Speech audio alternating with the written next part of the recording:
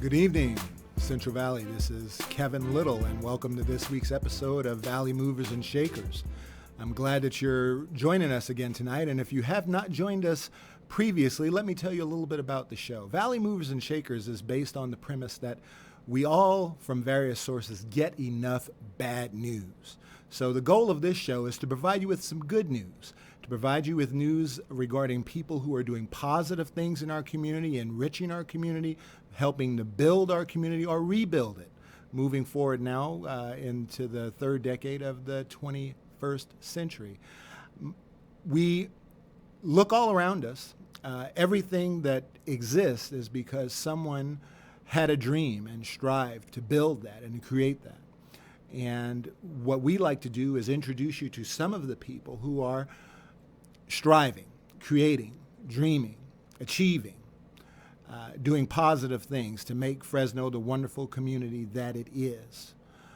We have a very diverse, rich community, and we're hoping that this show will give you an insight and make you even more proud of the community in which you live, because you'll meet some people on my show that maybe you didn't know were doing such great things here in the area. So we hope you are tuning in, not for the first time, but if you are tuning in for the first time, we hope that this show will motivate you, entertain you, and keep you watching, and moreover, turn you yourself into a Valley Mover and Shaker. So we have a great show tonight. We have two very interesting guests, and we will be back in just a minute and get started.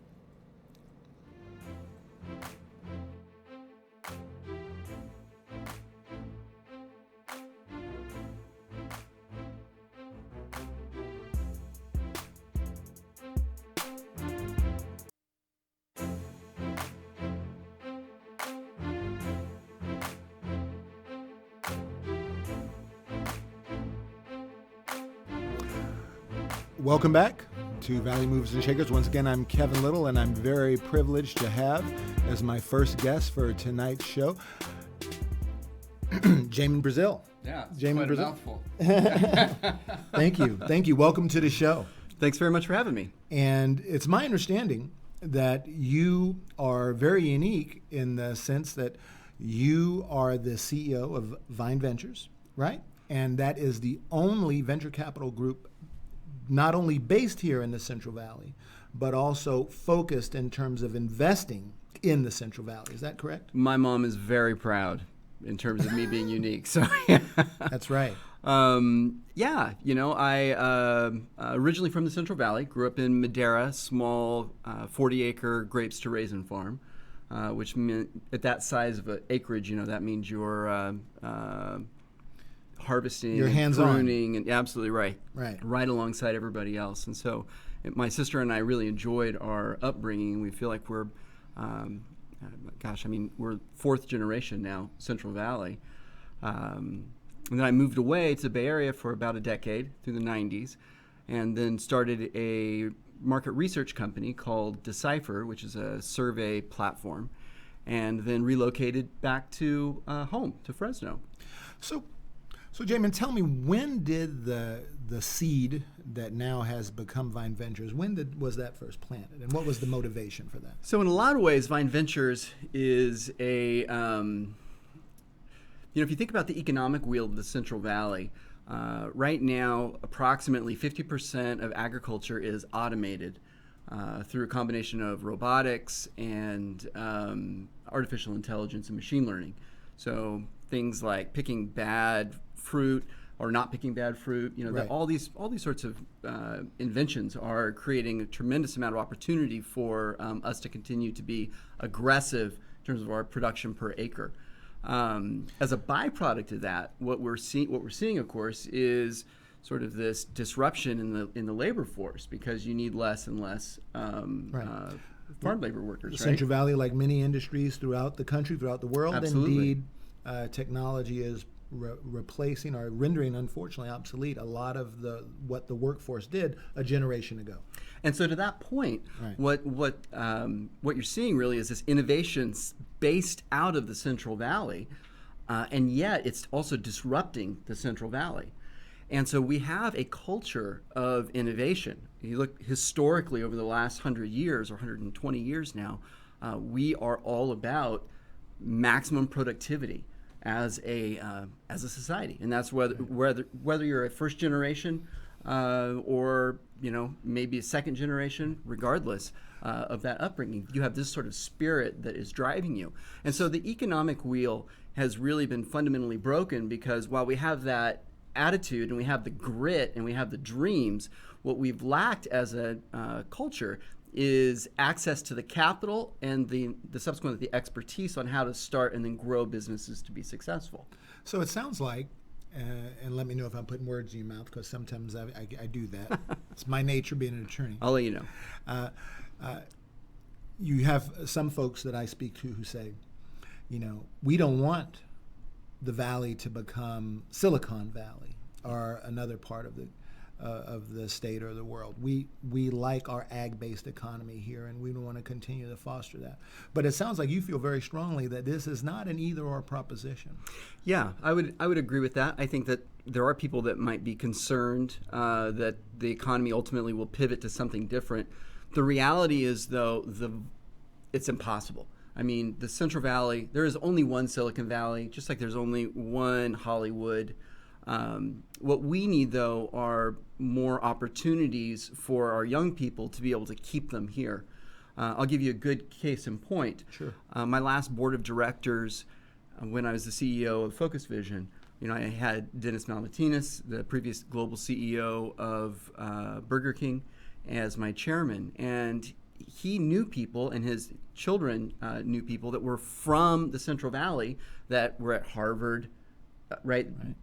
Working on Wall Street, et cetera. And these are really smart, intelligent, hard-working human beings that our economy just has not been able to support in terms of a job infrastructure. So they move away. So I take it that you, like me and like many people, have met folks who were born and bred in the Valley. Absolutely, all over the world. Achieved and left not necessarily because they didn't like it here, but just because their career path required them to go elsewhere. Absolutely right. In order for them to realize their potential in both earning and then also types of jobs, they've had to move away.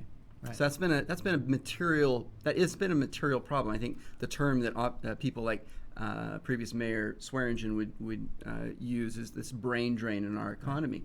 But what we're seeing, and this is really interesting and exciting, yes, is as the Bay Area continues to bulge with just too many people, and that infrastructure is falling apart, there is a return of talent to the Central Valley, and I mean, I'll give you. There's a company that's just now started, Valley Innovators. Okay. Wife is Jennifer Lopez, no relation to the singer. Right. She's originally from the Central Valley. Her husband is a Bay Area, born there. His family's from there. So they've just, in the last 4 months, they've relocated to Fresno. They love Fresno. Both of them have started 2 different companies. One's marketing-centric, and the other one is an event which is designed to be a pitch competition and educational opportunity for startup entrepreneurs. So this is a major opportunity that you're going to start seeing a lot of stuff on social. If you're on, whether it's Facebook or Instagram, you can check out Valley Innovators. I think she even has the domain now, valleyinnovators.com. So, and it's important, don't you agree, that when you have talented people, motivated people returning to the Valley, reversing this, as our former mayor said, the brain drain, so to speak. Not only does that bring the individual back, but it brings their families back. It brings business opportunities back. It's an exponential increase in the advantages that our community might receive. Is that correct? This is a really important point that you just made. I'll just kick the horse if you don't mind. Sure. For every one technology-based job, there are between 4 and 8 additional support jobs that are created. Yeah. So it's you need more laundromats, you need more places to eat, right? You need more housing. Which then you need more building. I mean, we all know this. I mean, this is not like me having some brilliant breakthrough. This is just common. But what we haven't done is we have not fostered that community so that those young entrepreneurs can succeed. Now you have CART. It's very interesting. You have Patino School of Entrepreneurship, which has, I believe, a student body now of about 150 to 200 students that are culturally diverse from both Clovis and Fresno. So, and just for those that who are listening who might not be familiar, these are high schools where the goal is to instead of teaching kids merely the basics, to teach them entrepreneurship. That's right. And indeed to get them headed in that direction by the time they entrepreneurship graduate. And technology, manufacturing as well. So you've got these, you've got these really specific educational opportunities at a high school level. And I talk to these kids. I helped set up the Patino School as an advisor. It's very honored and a privilege for me to be able to do that. And these are young people who, one of the first problems we had to solve was getting internet into the house. Right. I mean, so that's where their point of reference is. And now, after 2 years, their junior year, they're now creating companies, raising money for those companies. Some of them are actually making money now. There's one of them that is has a social media startup for small businesses. And so they'll go into a small business. They'll say, hey, listen, we'll handle all your Instagram, Facebook, Twitter representation. And they're monetizing it. And when you see someone who is blossomed under your mentorship and see how they get from the very basic beginning to then starting to actually move and shake, as we say on this show, that must be very gratifying for you. I mean, for me, it's my oxygen. When I see a young person that's able to frame their opportunity completely differently, say, if they grow up in poverty or a low socioeconomic situation, and then all of a sudden they're able to say, you know what, I could be a millionaire someday, or I could be an employer someday, or I could make an extra $1,000 a month, right? As soon as they get that headspace, then all of a sudden they have the opportunity to do it for the first time. It's like the eyes are opened up in a literal sense, and they're able to then start affecting change, and they move. They literally start moving in that direction. That's fantastic. Yeah, it's real exciting. Now, Jamin, I wanted to talk about some of the projects and businesses and investments that Vine Ventures is involved in. But before we do that, just for those of our viewers who might not be necessarily financially sophisticated, can you give us the short and sweet explanation of what exactly it is that a venture capital group such as yours does? So when a company starts, Central Valley is great at this. A lot of times what we do is we just bootstrap it. When I started my company, Decipher, I didn't go for any capital. I just decided, hey, I'm going to sell something. And that's what I did. And then the profits of that wound up driving its ongoing success. So an alternative way of starting a company is actually going and seeking capital so you can hire talent or outsource some of the work that needs to be done in order to get the products built, and then you can then sell them or to fund different initiatives, marketing, sales, what have you. Okay. So there's an angel group. That's usually the first place where you have like some high net worth individuals. These are rich people, and then you connect with them. Valley Angels is the group that you can look up to find out how to get connected with that organization. And then after that, there's the venture capital. Right. And that's where I sit. And these are usually larger raises of between $100,000 to $2 million. So there needs to be solid track record of sales, good customer base, et cetera. And really it's to help that company grow quickly. So the mere existence of Vine Ventures shows that there are very wealthy people who are interested in helping to grow our valley and move it in a positive direction, not just in ag, because I know ag is part of what your firm concentrates on, but in other areas as well, as long as it's based here in the valley. Is that right? Yeah, that's right. So the way I've set it up is 80% of the investments will be in the valley, so companies that are based here in the Central Valley, so Visalia, Fresno, Merced, et cetera. Right. and the point that you made, though, I don't want to gloss over that. You're right. There's even been books written about, one of them I think was called Sleeping Giants or Walking Amongst Giants, something like that. But in this book, the author talks about how there are some profoundly high net worth individuals locally. The problem is that there's this big divide. They actually want to invest. This is a real problem. They don't have access to the deal flow. They don't know who to invest. Nobody's asking. Right. So you've got a group of people, entrepreneurs, they want to start a business, they've got a great business idea, and they have some customers. They don't know how to call these guys, right? So so you're the bridge between these two. I'm trying to create that connective tissue. Great. So I know you've got a lot of things in the works that you're excited, a lot of projects you'd like to talk about. So let me let you know let you describe one of your very exciting ongoing projects for our audience.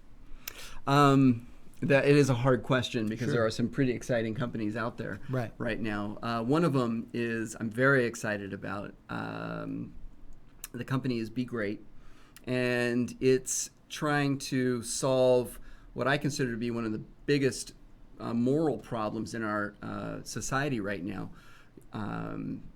Returning vets into civilian life have a much higher probability of depression and other negative consequences that come with that transition. It's a very difficult transition. And what this company is doing is they've created an app that helps the vets readjust both, and the process starts while they're the last about 2 months of their service, and then it goes on in perpetuity to not just keep them safe, but then ultimately help them achieve great things through the establishment and enforcing of habits, as well as it's got some machine learning and artificial intelligence and buzzwords in there as well. But so not just what maybe some people would refer to as our society's Band-Aid approach when we're dealing with vets. It's not an aspirin, right? It's the vitamin. Right. Not let me solve your problem, but here, let's use your veteran status as a springboard to something else. Exactly right. Yeah. It's very exciting.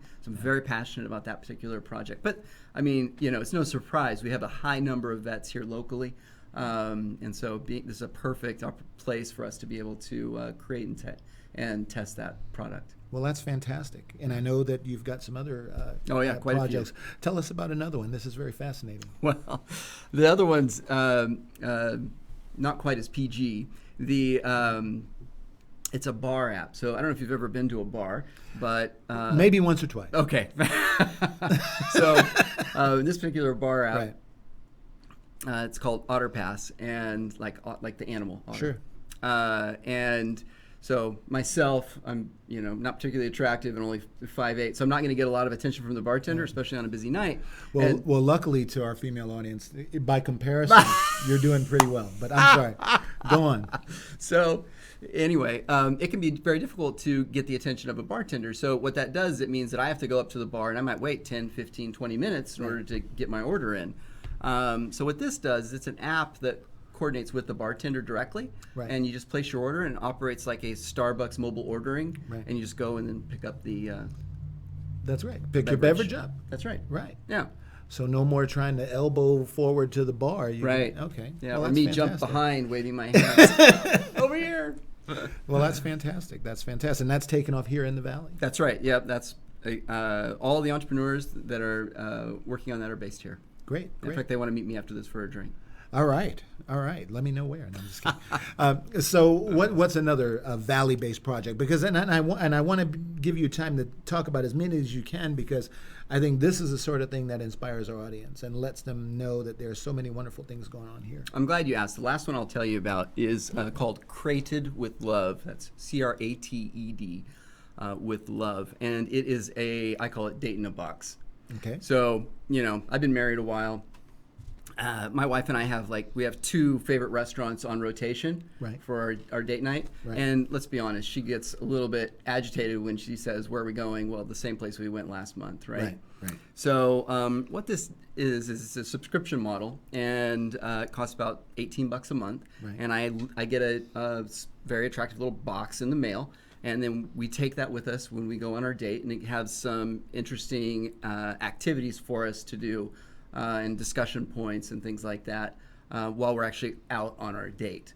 And then they're having a concierge service as well to help people pick other restaurants and date ideas locally. So that really makes date night an adventure, because making date night an adventure. Neither of you really knows what's in store till you start opening that crate. That's right. Yeah, exactly right. So it's a pretty neat idea. They're shipping all over the world, and they're based right here. That's fantastic. Yeah. That's fantastic.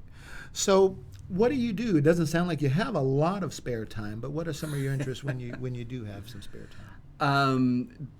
My kids are my my passion. So I do everything I can to hang out with them. But I do spend most of my time is spent working with the entrepreneurs, shareholders, and on these companies that are really exciting, trying to create jobs. Right.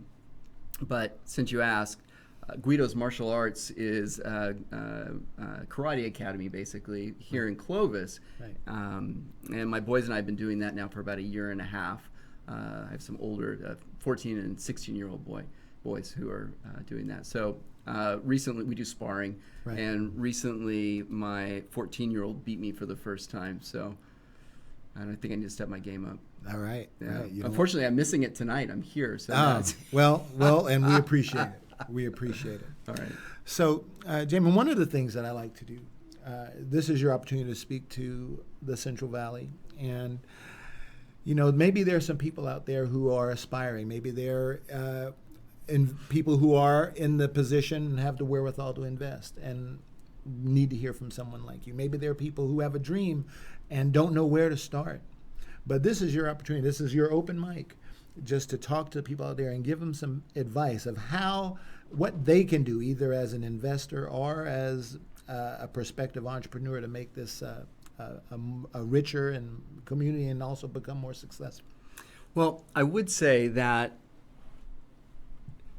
I have traveled all over the world. My last company had 13 offices globally. Our fastest growing market was Singapore.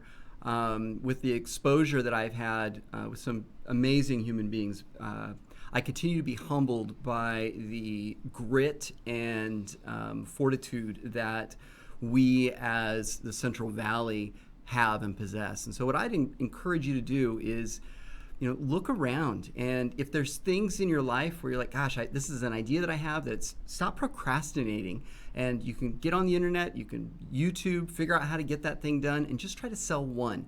And if you can get to that $1, then you are on to something. So I'd really encourage you, no matter where you are in life, as you're trying to make a difference. So many case studies, but anyway, there's just a ton of people that are starting to do this now, creating their little side hustles, and I'd encourage you to start with a side hustle, and perhaps and hopefully it turns into a legitimate business. So if you would like to look me up, I'm on social. You can find me anywhere pretty much at Jamin Brazil. So it's my first and last name, Jamin Brazil, Instagram, Facebook, Twitter, etc. Additionally, of course, you can find me on my email, jamin@vinevc, that's victorcharlie.com. Great. That's fantastic. So what's in the immediate future? What's the plan for Vine Ventures? And where do you see yourself headed with this exciting business in the next few years? So every year my intent is to invest in a handful of companies in a small personal way, and then the ones that are going really well then go in a big way on a monetary basis.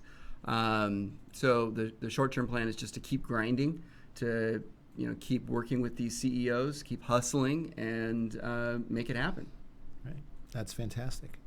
And another thing that I like to do is let our viewers know just how hard you have to work to be successful. And I know it sounds like you have a fun family life. You got a son who I don't want to meet in a dark alley, probably, but he's 6'2". But just how much of your heart and soul in your daily time do you put into pursuing your dream? Yeah, I mean, we all know the answer to the question, right? I grew up in harvest time. You work until the work is done. When it's time to prune, you just get the work done. And so it's not a life of leisure in the way of golfing and whatever. My days are, my wife will tell you, I start my day every morning at 5 a.m. and I don't come back into the house until 6. And I do at least 6 to 7 meetings a day, every day. And it's hard for me not to take meetings over the weekend, but I try to maintain that discipline where I'm very focused on family. It's a labor of love. It is my joy, and my family allows me that opportunity. Well, that's fantastic. Well, it's really been a pleasure speaking with you about everything you're doing, and thank you on behalf of the Valley for helping to enrich our Valley. And I hope that you'll come back and be a guest sometime soon and tell us about some more exciting projects. I look forward to it. Thank you. Jamin Brazil, everyone. Thank you. We'll be back after these messages. All right. Awesome.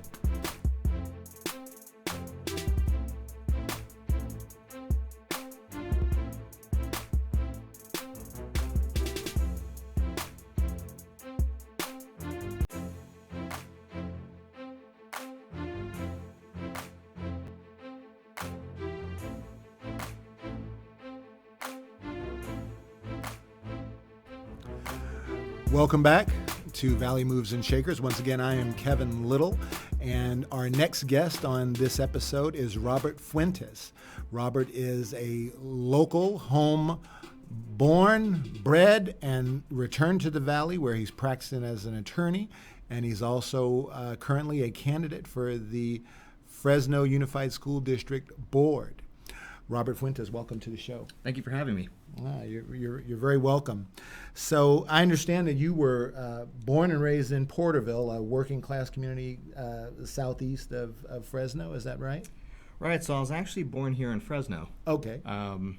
First schools I attended were here in Fresno. Okay. And I ended up moving for a brief 1.5 to 2 years to Parlier and Kingsburg. Okay. And then after that, made my way down to Porterville, and that's where most of my extended family still is. Okay, well, great. And so your most of your later schooling, high school, was down in Porterville. Correct. 5th grade through high school was all in Porterville. And you went from Little Porterville to some very prestigious schools. Why don't you tell our audience about that? Right. So after I finished high school, I went to high school at Granite Hills High School. It's on the east side of Porterville. And actually, I was a part of the first 4-year graduating class at Granite Hills. So it was a new school. It was. My freshman year of high school was the first year that Granite Hills had opened. And so our first year, there were just freshmen and sophomores. So I was a part of the first 4-year graduating class. After graduating from Granite Hills, and then I went to Stanford for undergrad. So you went up to Palo Alto. I did. It was a bit of a transition. Obtained a Bachelor's of Arts in Political Science from Stanford. And then after that, I spent a few years in D.C. What were you doing in D.C.? So what first took me to D.C. was a fellowship through the Congressional Hispanic Caucus Institute, and what CHCI for short. And what they do is they pay people to basically offer themselves up as free labor to do an internship for a government agency or for a nonprofit in D.C. Because for a lot of people coming from certain socioeconomic means or from certain parts of the country, it's hard to just get up and move to D.C. Right. And get an internship that doesn't pay you. I know my family wasn't going to allow me to go to D.C. and work for free. Right. So it sounds like even during and certainly right after college, you already had the politics bug in you. Where do you think your interest in our political system, where did that originate from? It originated from a strong sense of service. I come from the old JFK model of viewing politics not as something dirty, though it could definitely become that. I mean, we've all seen it. But as an opportunity to serve your community and your country. And so I've had this sense of duty from an early age, both from my parents, but also from my faith. And so that's really where it came from, and it's kind of carried with me throughout my career. All right. So, so you spent a few years on Capitol Hill, and then you decided to go back to academia. Is that right? Right, so I decided to go back to school. Right. And I ended up doing a joint degree program between Yale Law School and the Harvard Kennedy School of Government. And so at Yale Law School, I ended up obtaining a Juris Doctor, a law degree. And at Harvard, I obtained a Master in Public Administration. Now, I mean, I know that, I mean, obviously those are two very prestigious schools, but the question I particularly have is they're about an hour and 40 minutes away from one another. Right. So how did you balance that? Did you alternate years, or how exactly did that work? Yeah, I alternated years. I worked out between the schools a system by which I spent the first 2 years of the 4-year program in law school, so at Yale, which is in New Haven, Connecticut. Then the next 1.5 years at the Harvard Kennedy School, which is in Cambridge near Boston, Massachusetts. And then after that 1.5 years, I went back to New Haven, Connecticut for one more semester of law school. So it ended up being 4 years total. Basically, it shaved off a semester at each school. So Okay. normally, if you do the program separately, it would be 3 years of law school, 2 years of the master's program, so 5 years in total. Doing them jointly allowed me to do both programs in 4 years. What was the motivation to pursue a law degree and a public policy degree? Did you have already at that point some vision of what you would do with those two? I did. So I knew I wanted to practice law, but I also wanted to be able to promote public policy, and in particular at the local level. And so I wanted to be able to build up my skill set and also acquire the knowledge to be able to promote policy in a knowledgeable way. I think a lot of folks who get into policy-making roles sometimes haven't thought really through how their policies are going to affect communities as a whole. And so I really wanted to try to gain that knowledge and those skills before coming back to the Valley. Okay. Now, many people with your credentials, Stanford undergraduate degree, Yale law degree, Kennedy School of Government, Harvard University public policy degree. You had an endless amount of options and an endless amount of places after getting those three feathers in your cap. What was the motivation to return to the Valley? So I had always planned to come back. This is my home.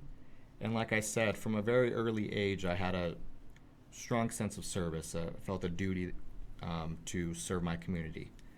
And so that's why the type of law I practice is public interest law. And public interest attorneys are a dime a dozen in a place like San Francisco or LA. So I felt that I would be able to add more value here in the Valley, both because there are less public interest attorneys, but also because this is where I'm from and I know this community. So yeah, I had always planned to come back. I didn't expect it to take 8 years before coming back to California and 12 years before coming back to the Valley, but when I did, I was happy I did it, and I plan to be here for the long term. Great. That's fantastic. Now, maybe some of our audience out there thinks, oh, he went to all these prestigious schools. He obviously had a privileged upbringing. And that couldn't be farther from the truth, correct? Right. That is definitely far from the truth. My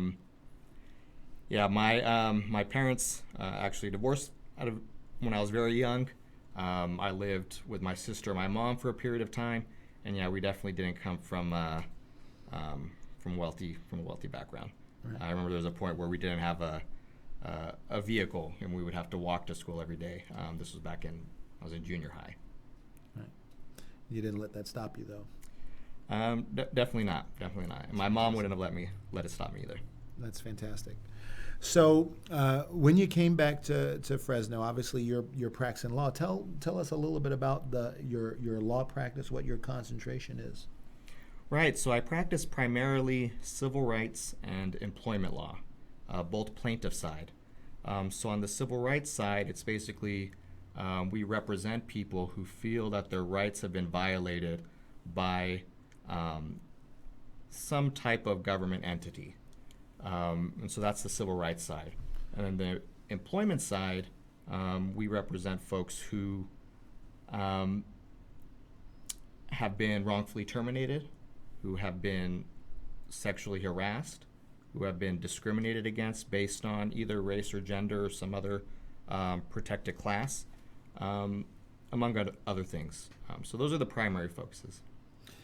And why did you, and again, a lot of people I'm sure you went to law school with ended up at large law firms, are doing something in relation with corporations, going what they call the in-house counsel route.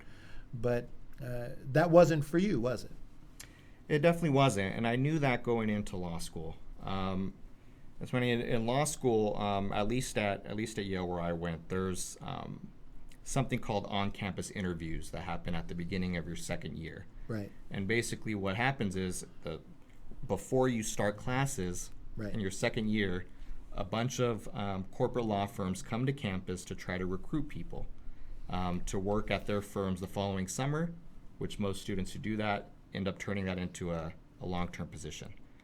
I was one of the few students on campus who didn't even go to on-campus interview. I don't remember where I was that first summer, but just took a longer summer.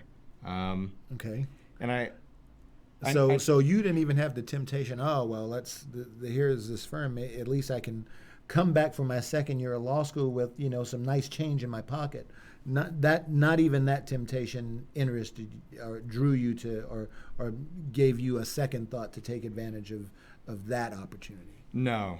It gave my parents a second thought when they found out how much my roommates made that first summer.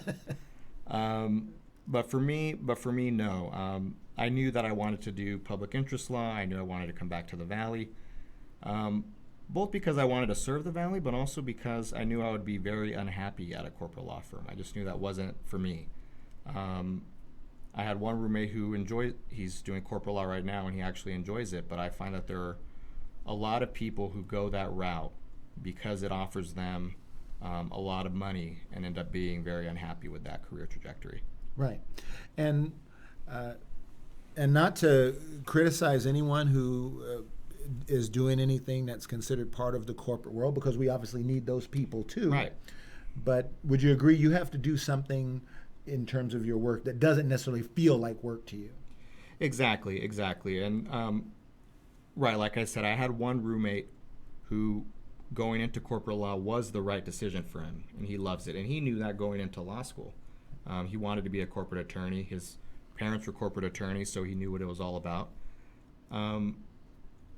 So he knew he wanted to do that, and he is still doing it because he enjoys it. I find that there are a number of people who go into something solely because of the money that it will offer them. That can't be the only reason. It has to be, in addition to that, like you said, something that you enjoy, something that fulfills you in some way. Which obviously, it's not everyone has the luxury to choose that. I know some people have to go to work to just make a living, but I think if you do have that luxury, then it's good to really try to consider your options and find, what makes you happy, what fulfills you. So after being away from Central California for a while, you came back. What are some of the things you've done to reintegrate yourself into the community? So a few different things. It was funny coming back. It definitely was an adjustment. But, I've tried to join a number of local organizations. So I served for a brief period of time on the board of directors of a group called Fresno Unidos. They provide health education and support to teen mothers in Fresno, primarily in Southeast Fresno, but also in Fresno as a whole. And for those of our viewers that don't know about Barrios Unidos, it's a very long-standing and vital community organization here in the Valley. Isn't that right? Right. It's an excellent organization doing excellent work. And so that was one way I tried to get myself involved with the community once I came back.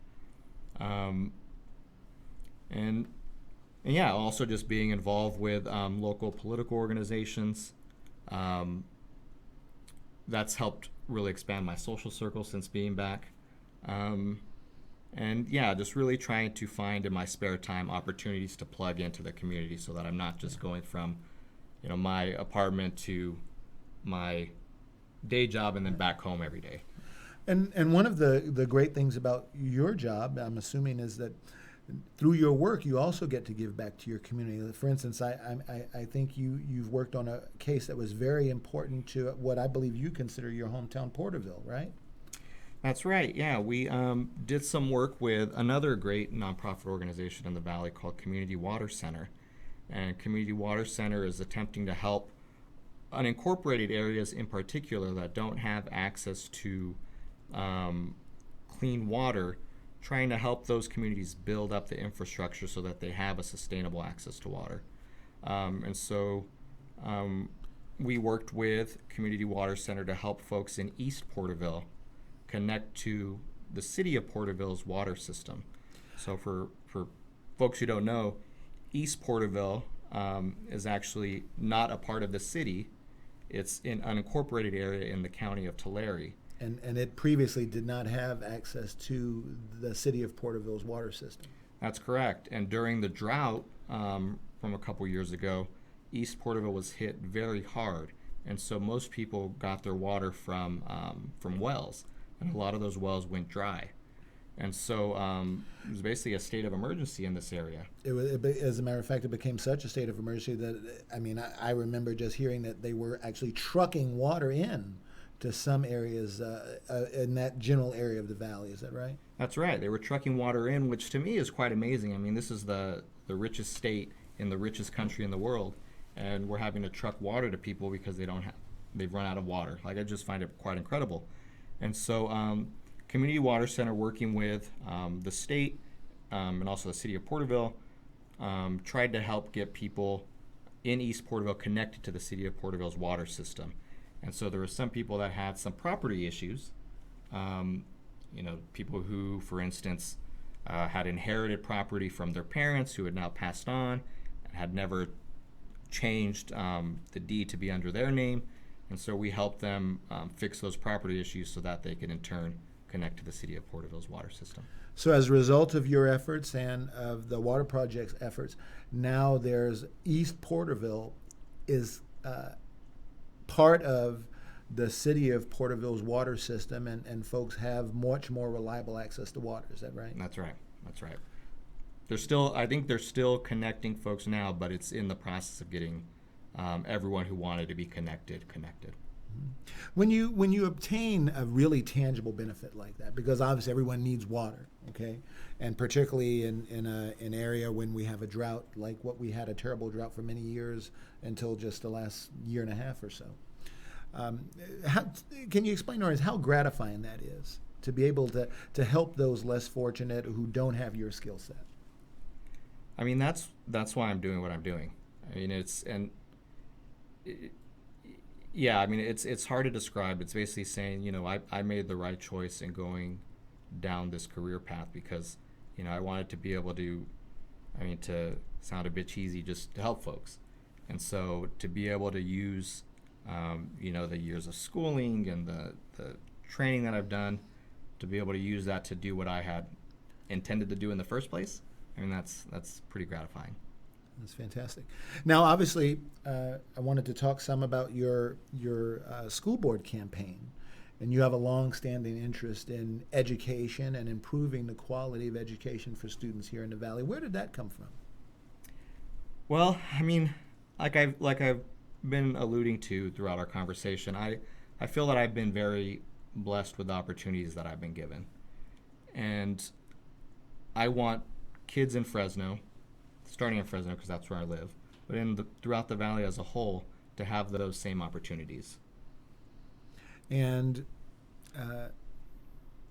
what do you think that Robert Fuentes, the school board candidate, brings to the table that makes you a unique candidate, someone who can help move us forward now in terms of our local education?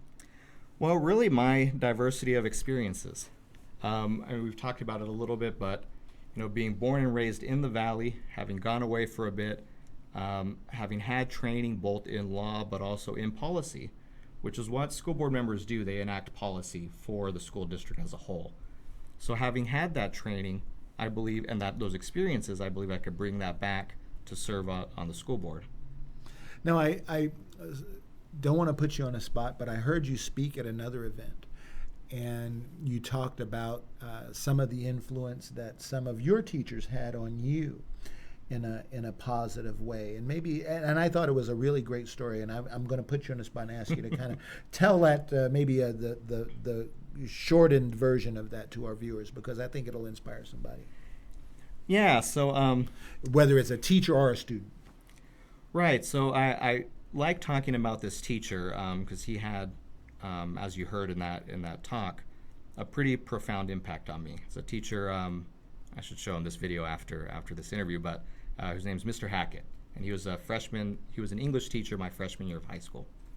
And basically, Mr. Hackett, during my first year of high school, liked to come up and talk to me during breaks about how his niece had gone to the University of Pennsylvania. And he would talk about it in such a casual and nonchalant way that I just got this impression that he was talking to me about that because he had in his head that I could do the same thing. And I know that sounds trite repeating it out loud, but for me it was very profound because having, grown up in the small town of Porterville, it wasn't yet within my realm of possibility to go to a big name 4-year university. So it wasn't until, having these conversations with this teacher and seeing just how, he never came out and said it explicitly, but I could tell he thought that I could do the same thing as his niece. At some point, something in my head just clicked, and I knew I can go to whatever school I want to. I'm going to have to work hard to do it, but I can do it, and now it's within my realm of possibility. And so Mr. Hackett and his obvious confidence and belief in you empowered you to go on and do some of the things that you did. That's right.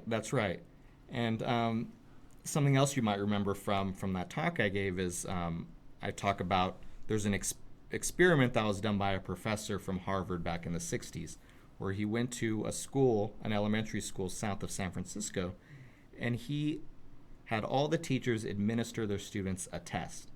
And then after that test, he told all the teachers that certain students in each of those classrooms, based on their test results, was special, quote unquote special.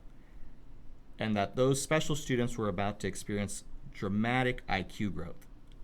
But the interesting thing is he made that all up. Okay. He picked out certain students who were special, and he told the teachers that those students were special. Right. But he chose the students at random. Right. Didn't let the teachers know that. So then he came back to the school a year or two later, and lo and behold, he found out that those randomly chosen students actually did experience higher IQ growth than the student population as a whole. And so what that told him, and what it tells me, is that the power of expectations is really quite incredible. That children and students internalize the expectations of the adults and the leaders around them. And so I felt that's what happened with me with this teacher, Mr. Hackett, that he had certain expectations about me, and I at some point internalized that, and that basically changed my educational trajectory. Right. And so it sounds like, I have a friend who is in education, and we have some conversations, and what he says is that all teachers should strive to be a springboard for his or her students rather than a barrier.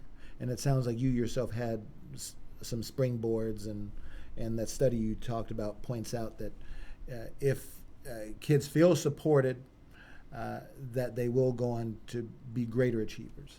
Exactly. I think we need to be setting high expectations for our students, and that's whether you're a member of the school board, whether you're a school administrator, whether you're a teacher. And then once you set those expectations, trying to find ways to meet them. So not coming in thinking, okay, here are the challenges that we face in Fresno Unified. We have X percentage of students who come from low income background, or Y percentage of students who are English language learners, or Z percentage of students who are in the foster care system, and then washing your hands and saying I can't do anything about it. But rather setting the expectations high and then figuring out, okay, given all these challenges, how do we overcome them and how do we reach those expectations? You have all these obstacles, and maybe you have more challenges than some students in a different part of the state or the world, but to also let them know you can do it. Exactly. I mean, because we're not in Beverly Hills. We have challenges here that we know we have to face, and so by setting expectations high, it doesn't mean that you pretend those challenges don't exist, but rather you set yourself up with the mentality that you can actually overcome them. And there are people in other parts of the country facing similar challenges that have overcome them. For instance, in Harlem, in New York, and other places that people have set up schools in very challenging circumstances and yet have been able to turn out very successful students who've been able to overcome the odds. Tell me about the particular district for which you are running. Right, so I'm running in Area 1. So the current trustee is Cal Johnson, and he will be finishing up, I believe, his third term, and then he'll be retiring. And so my area covers downtown, southwest, and South Tower, so south of Olive, and the Edison region. Okay. Edison is the high school in our area. Right. And what, for those who maybe don't know the difference between areas of the Unified School District, what do you think is both unique, whether it's from a challenging perspective or from a promising perspective about that area, or your Area 1 that you're running for? Well, one thing that's unique and that I actually really love about my area is that it's so diverse. It's amongst voting population, it's about a third African American, a third Latino, a third white, and a small percentage of Asian, particularly Southeast Asian. And so it's really a diverse area. I mean, Fresno as a whole is diverse. I mean, we know that. And so is the Valley as a whole. But I think my area is particularly diverse, and it's something that I'm quite proud of. That's fantastic. So, Robert, I wanted to give you the opportunity that I give to a lot of the guests on this show to address the audience. Maybe you have some folks who are residents of Area 1 who are watching. Maybe you have some students who at this point in time are doubting themselves. I'm just going to give you an opportunity to speak directly to our audience and tell them something, give them the positive message that it sounds like motivates you. Right, so I was talking about this earlier about the power of expectations, and so I want to turn that a little bit and say, set expectations high for yourself. I feel like if you're, I'll put it a different way, if you never fail, then you're not setting your expectations high enough. It means you become complacent.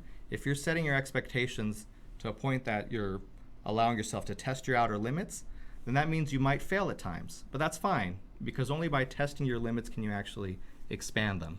So that's my advice to folks, is really just set your expectations high for yourself and then set a plan to meet them, and don't be discouraged if you fail, because like I said, if you're never failing, then you become complacent, and it's time to set them a bit higher. So push your personal envelope as far as you can. Exactly. That's fantastic. So what are some of your immediate goals? I know obviously you've got the campaign and the election coming up, but what are you hoping to accomplish both in your law practice and in terms of the campaign in the upcoming months? Well, I mean, in terms of the campaign, I mean, the immediate goal is to obviously run a good campaign. Obviously, I want to, win and do a good job on the school board.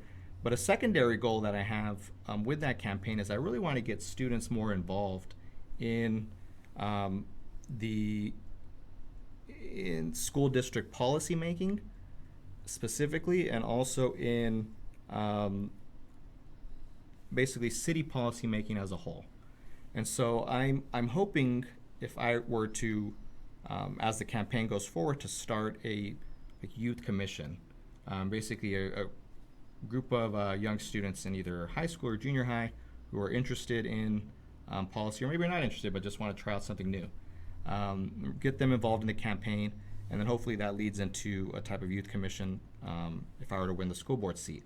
And these are folks that could actually help school board members learn what are students thinking in terms of school board policy. Well, that sounds like an innovative idea, and it sounds very exciting. Well, I wish you all the best, and best of continued luck in your practice and with your campaign, and hopefully as the new Area 1 trustee going forward. Great. Thank you. Robert Fuentes.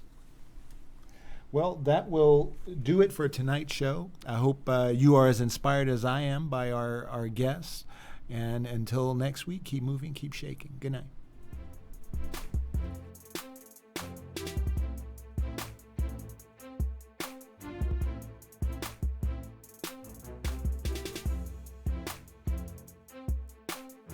CentralValleyTalk.com